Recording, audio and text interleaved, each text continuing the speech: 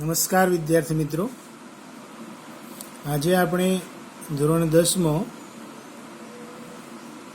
પ્રકરણ નંબર 3નો અભ્યાસ કરીશું. અત્યાર સુધીમાં આપણે ટોટલ જુદા જુદા માધ્યમો દ્વારા પ્રકરણ નંબર 2, પ્રકરણ નંબર 5, પ્રકરણ નંબર 15 અને પ્રકરણ 7 પૂર્ણ કર્યા છે. હવે ગણિતમાં પ્રકરણ 3નો અભ્યાસ કરીશું, જેનું નામ છે દ્વિચલ સુરેખ સમીકરણ યુગ્મ. દ્વિચલ સુરેખ સમીકરણ યુગ્મ. તો સમીકરણ દ્વિચલ તો આપણને ખબર છે, બે ચલ હોય, જેમાં બે ચલ એક્સ અને વાય હોય તેને આપણે દ્વિચલ સમીકરણ કહીશું. અને સુરેખ એટલે એક ઘાત હોય, ઘાત એક અને બે ચલ તેવા સમીકરણને દ્વિચલ સુરેખ સમીકરણ કહીએ છીએ. દાખલા તરીકે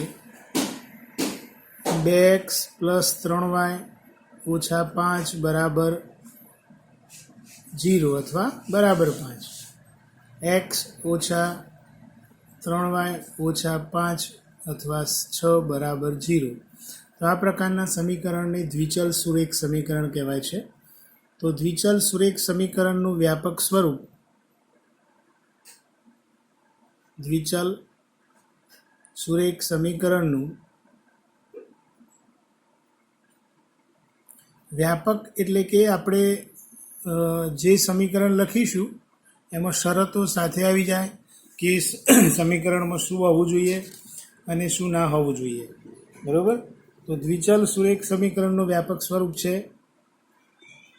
કે જો એ, બી અને સી ભિન્ન વાસ્તવિક સંખ્યાઓ હોય, ભિન્ન એટલે એ બરાબર બી નથી, બી બરાબર સી નથી, બરાબર, અને આ શબ્દ ના લખો તો પણ ચાલે, કે એ, બી, સી વાસ્તવિક સંખ્યાઓ હોય તો ax + by + c બરાબર 0, ax + by + c બરાબર 0, જ્યાં a અને b એક સાથે શૂન્ય નથી. a અને b એક સાથે શૂન્ય નથી. બરાબર, આ અગત્યનો મુદ્દો છે. a અને b એક સાથે શૂન્ય નથી અથવા ન હોય તો અને તો જ આ જે સમીકરણ છે એને દ્વિચલ સુરેખ સમીકરણ કહેવાય. બરાબર, આ શરત છે. a અને b એક સાથે શૂન્ય નથી. એને બીજા સ્વરૂપમાં આમ પણ લખાય છે કે a² + b² is not equal to 0. a, b, c belongs to r. આ તો અહીંયા ઉપર લખ્યું, આ ફરીથી લખ્યું. તો આ રીતે a, b અને c નું મૂલ્ય કોઈ પણ વાસ્તવિક સંખ્યા હોવી જોઈએ, પરંતુ a² અને b² not is equal to 0નો અર્થ x અને y વાળું પદ એક સાથે શૂન્ય થવું જોઈએ નહીં. એટલે કે આ પદ હોય અથવા આ પદ હોય અથવા બંને હોવા જોઈએ. અચળ પદ ન હોય તો ચાલે. અહીંયા x છે એનો સહગુણક a કહેવાય, y નો સહગુણક b કહેવાય અને c છે એ અચળ પદ કહેવાય. બરાબર? તો અહીંયા તમારે આ એક વ્યાપક સ્વરૂપ થયું કે ભાઈ ax + by + c બરાબર 0, જો a અને b એક સાથે શૂન્ય નથી. abc belongs to r. આ એમસીક્યુમાં પણ પૂછાય, એક માર્ક્સમાં પણ પૂછાય, ખરા ખોટામાં પૂછાય કે આ સ્વરૂપ એ દ્વિચલ સુરેખ સમીકરણનું છે, હા કે ના. આમાંથી કોઈ એક શરત બદલી નાખે કે a² - b² not is equal to 0, a, b belongs to r, c ના લખ્યા હોય, અહીંયા માઇનસ લખી નાખ્યા હોય, તો એ વ્યાપક સ્વરૂપ છે કે નહીં. બરાબર? તો હવે અહીંયા આ વાત થઈ. હવે ax + by + c ના ઉકેલની વાત કરીએ કે ક્યારે ઉકેલ કહેવાય. તો કોઈ પણ બિંદુ એટલે કે x અને y, એનું x અને yની જુદી જુદી કિંમતો મૂકવાથી જો જવાબ 0 આવે તો એને આપણે રેખા આ એક પહેલાં તો ax + by + c એટલે કે દ્વિચલ સુરેખ સમીકરણનો આલેખ રેખા મળે છે. નો આલેખ આપણને રેખા મળે. એટલે આ યાદ રાખવાનું કે આનો આલેખ કેવા પ્રકારનો હોય તો રેખા હોય. તો એમાં જે ચલ એક્સ અને વાયના જુદી જુદી કિંમતો મૂકીએ અને એને અનુરૂપ અહીંયા જવાબ 0 આવે તે આનો ઉકેલ કહેવાય છે. એટલે કે ax પ્લસ બીવાય પ્લસ સી બરાબર 0 નો પ્રત્યેક ઉકેલ એક્સ વાય જેવી તમામ જોડ ક્રમયુક્ત જોડ એ સમીકરણને દર્શાવતી રેખા પરના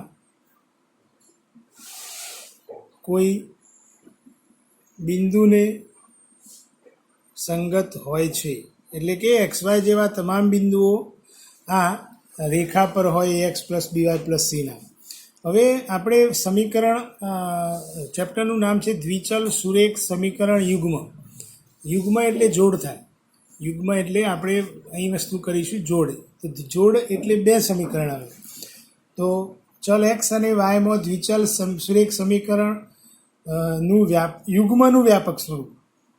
તો અહીંયા ચલ આપણે એક્સ અને વાયની વાત કરીએ તો ચલ એક્સ અને વાયમાં વાત દ્વિચલ સુરેખ સમીકરણની જ છે કે દ્વિચલ સુરેખ સમીકરણ યુગ્મ, અહીંયા શબ્દ નવો છે યુગ્મનું વ્યાપક સ્વરૂપ. યુગ્મ એટલે બે સમીકરણ આવશે. બે એટલા માટે કે અહીંયા દ્વિચલ સુરેખ સમીકરણોને ઉકેલવાના છે. ઉકેલી એટલે એક્સ અને વાય મળશે. તો વ્યાપક સ્વરૂપ આવશે AI X plus BI Y plus CI બરાબર 0. બરાબર. જો આઈ બરાબર 1 અને 2 લેવાના. પહેલાં 1 લેવાના પછી 2 લેવાના. અને બીજી શરત છે આપણે જાણીએ છીએ અનુસાર એઆઈ સ્ક્વેર પ્લસ બીઆઈ સ્ક્વેરનું મૂલ્ય 0 હોવું જોઈએ નહીં. તો આ આપણે વ્યાપક સ્વરૂપે લખ્યું.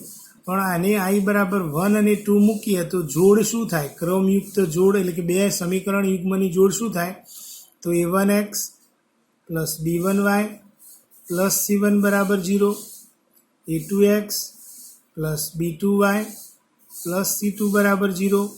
આની શરત થાય a1 સ્ક્વેર પ્લસ b1 સ્ક્વેરનું મૂલ્ય 0 નથી.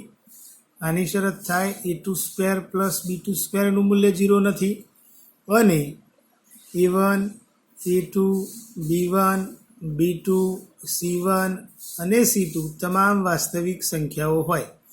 તો આ જે સમીકરણ છે આ બે એને સમીકરણ યુગ્મ કહેવાય. આ બે સમીકરણો છે એને સમીકરણ યુગ્મ કહેવાય.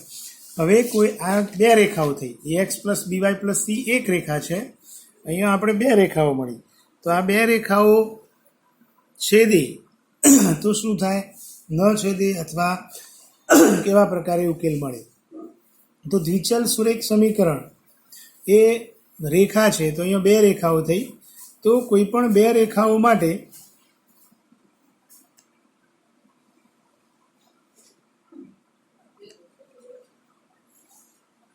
ત્રણ શક્યતાઓ છે.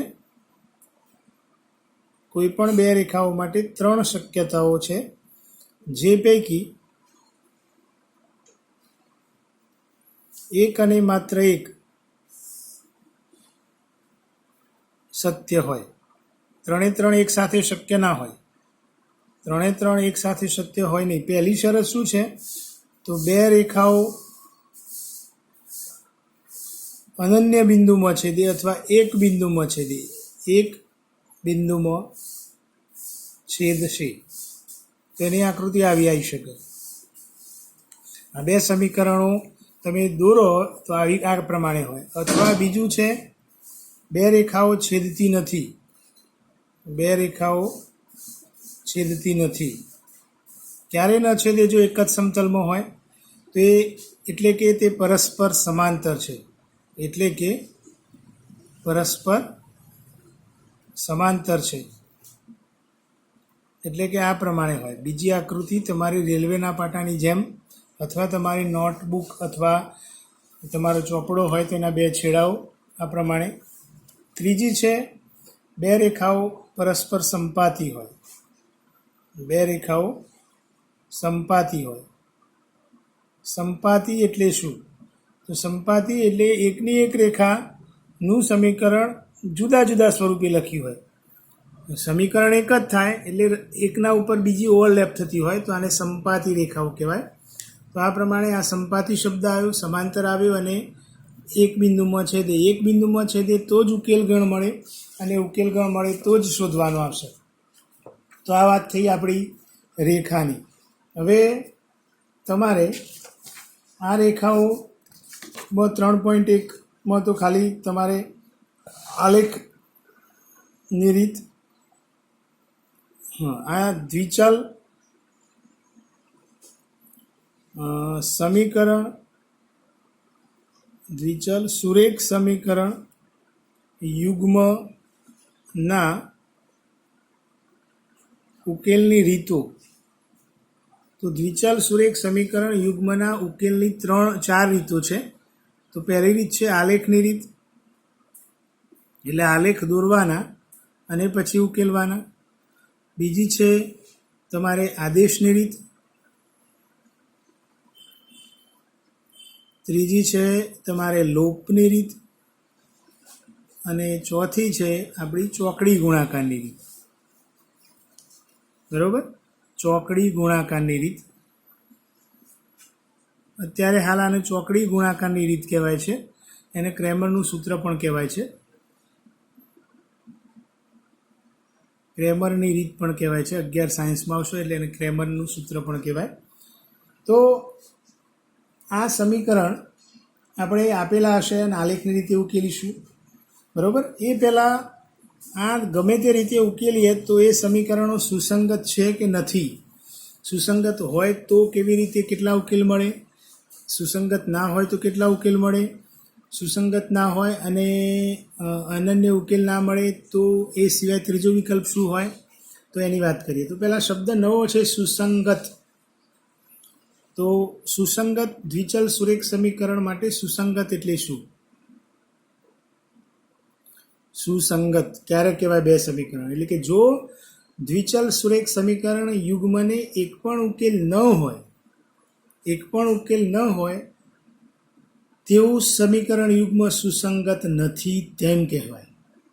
એટલે કે ઉકેલ હોય તેવા સમીકરણને સુસંગત છે તેમ કહેવાય. એટલે આ ઊંધો કોન પકડ્યો છે ચોપડીવાળોએ આપણે. તો આપણે આવું કહેવાય કે જે દ્વિચલ સુરેખ સમીકરણ યુગ્મ એટલે બે સમીકરણોની જોડાવશે. યુગ્મને ઉકેલ હોય, ઉકેલ એક હોય, 2 હોય, 10 હોય, 20 હોય, પણ કોઈ પણ ઉકેલ હોય તેવું સમીકરણ યુગ્મ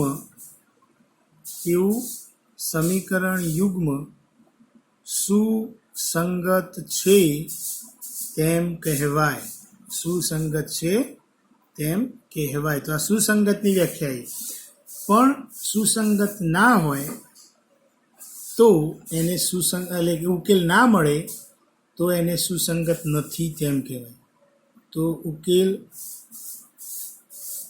ન મળે તો સમીકરણ યુગ્મ સુસંગત નથી તેમ કહીશું. હવે આગળ એવું થાય કે ઉકેલો કેટલા મળે અને કેવી રીતે મળે અને કેવી રીતે ખબર પડે સમીકરણ પરથી કે 1 ઉકેલો મળ્યા કે 2 ઉકેલો મળ્યા. બરાબર? ચેપ્ટર નંબર 3 ચાલુ છે, 10મું ધોરણ છે, મેથ્સ વિષય છે, આપણે ભૂલી ના જઈએ. બરાબર? હવે આપણે આના સિવાય તમારે દ્વિચલ સુરેખ સમીકરણ યુગ્મના 2 સમીકરણો સમાન હોય તો તેને અનંત ભિન્ન ઉકેલો મળે છે. એક તો પહેલાં તો જો આ પ્રમાણે હોય તો 1 ઉકેલ મળે, આમ હોય તો ઉકેલ એક પણ ના મળે, ને આમ હોય એટલે આને સંપાતી કહેવાય. સંપાતી કહેવાય તો એ વખતે એના અનંત ઉકેલો મળે. બરાબર? અને ઘણી વખત ઉકેલ 1 મળે અથવા 2 મળે તો બે સમાન પણ હોઈ શકે. તો લખીએ જે દ્વિચલ સુરેખ સમીકરણના બંને સમીકરણો સમાન હોય. આગળ વાત કરી હતી સંપાતી, એ શબ્દ ફરીથી આવ્યો. સમાન હોય તેને અનંત ઉકેલો મળે. કેટલા ઉકેલો મળે? અનંત ભિન્ન ઉકેલો હોય. અને જે આવું સમીકરણ છે એ સમીકરણને અવલંબી સમીકરણ કહેવાય. બરાબર? અને આ પ્રકારના સમીકરણો એ પણ સુસંગત છે એમ કહેવાય. એટલે સમાન હોય બંને અને એને કેટલા ઉકેલો મળશે? અનંત ઉકેલો મળશે. તો આવા સમીકરણ યુગ્મના સમીકરણો અવલંબી સમીકરણો કહે છે, જે સુસંગત થશે અથવા સુસંગત છે અથવા હોય જ. બરાબર? તો આ અવલંબી શબ્દ નવો છે. સંપાતી રેખાઓ હોય તો સમાન અને ભિન્ન ઉકેલો મળે. સમીકરણો સમાન હોય તો અનંત અને ભિન્ન ઉકેલો મળે. આવા સમીકરણને આપણે અવલંબી કહીશું. હવે આપણે ક્યારે રેખાઓ અનન્ય બિંદુમાં છે તે, એટલે કે સમીકરણ સુસંગત હોય, ક્યારે સુસંગત નથી અને ક્યારે અવલંબી છે, આ ત્રણ વસ્તુ આપણે નક્કી કરીશું. એ ફરી એકવાર a1x plus b1y plus c1 a2x plus b2y plus c2, આ જે સમીકરણ યુગ્મની જોડ છે એમાં તમને એક્સનો સહગુણક એટલે a1 a2, વાયનો સહગુણક એટલે b1 b2 અને અચળ પદ એટલે c1 અને c2 એ આપણને ખબર છે. બરાબર? તો એ અનુસાર આપણે જ્યારે પણ સમીકરણો મેળવીશું એમાં અથવા આપેલા હોય ત્યારે એક્સ વાય અને અચળ પદ જે હોય એ આપણને ખબર પડવી. એક્સનું સહગુણક, વાયનું સહગુણક, અચળ પદ. એક્સનું સહગુણક, વાયનું સહગુણક, અચળ પદ. તો એના પરથી ત્રણ શબ્દોનો ખ્યાલ મેળવવાનો છે. પહેલું છે સુસંગત ક્યારે કહેવાય? સુસંગત સમીકરણ યુગ્મ. સુસંગત સમીકરણ યુગ્મ એટલે કે ઉકેલ ક્યારે મળે, અને એ પણ કેટલા ઉકેલ? અનન્ય ઉકેલ. અનન્ય ઉકેલ એટલે શું? એક અને માત્ર એક જ બિંદુમાં છેદે તે માટેની શરત. તો તે માટેની શરત છે આપણે બરાબર યાદ રાખીશું કે કોઈ પણ બે સમીકરણમાં a1 ભાગ્યા a2 is not equal to b1 ભાગ્યા b2. a1 ભાગ્યા a2 is not equal to b1 ભાગ્યા b2.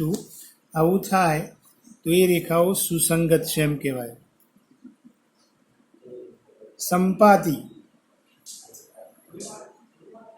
સંપાતી રેખાઓ.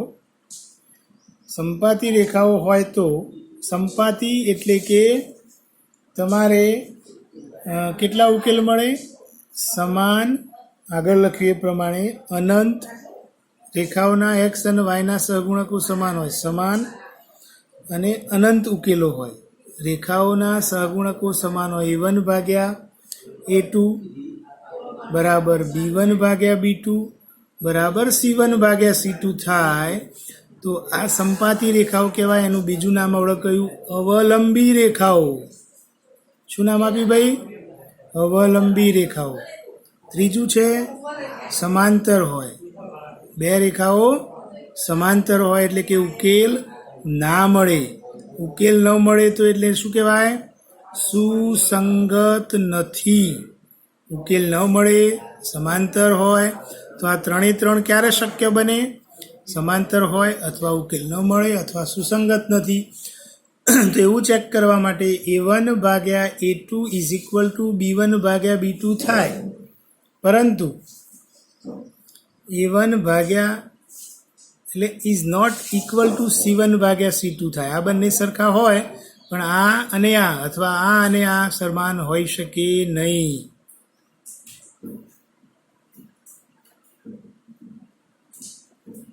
અથવા આ ચેક ના કરો અને આ ચેક કરો તો પણ ચાલે. તો આજે આપણે આટલું જોઈ અને આના આગળના જે દાખલા છે એ આવતીકાલે જોઈશું. આટલું બરાબર અભ્યાસ કરવાનો અને આ એક સમીકરણ આપું છું એનો આલેખ દોરવાનો છે તમારે. અહીં નીચે 2 સમીકરણ આપું છું, એના અલગ અલગ 2 સમીકરણોના બંને જે સમીકરણો હોય એના તમારે આલેખ પત્રમાં આલેખ દોરવાના છે. આ ધારો કે એક આલેખ છે, તમારા પેજ નંબર ચોપડીના 35 અને 36 પર દોરીને આપેલો છે. સમજવું હોય તો આ બંનેનો આલેખ એક આલેખ પત્ર પર દોરવો.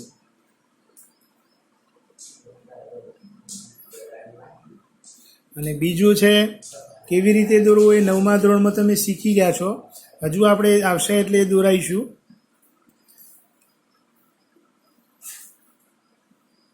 બરોબર, તો આ તમારો બીજા આલેખ પત્ર પર દોરવું.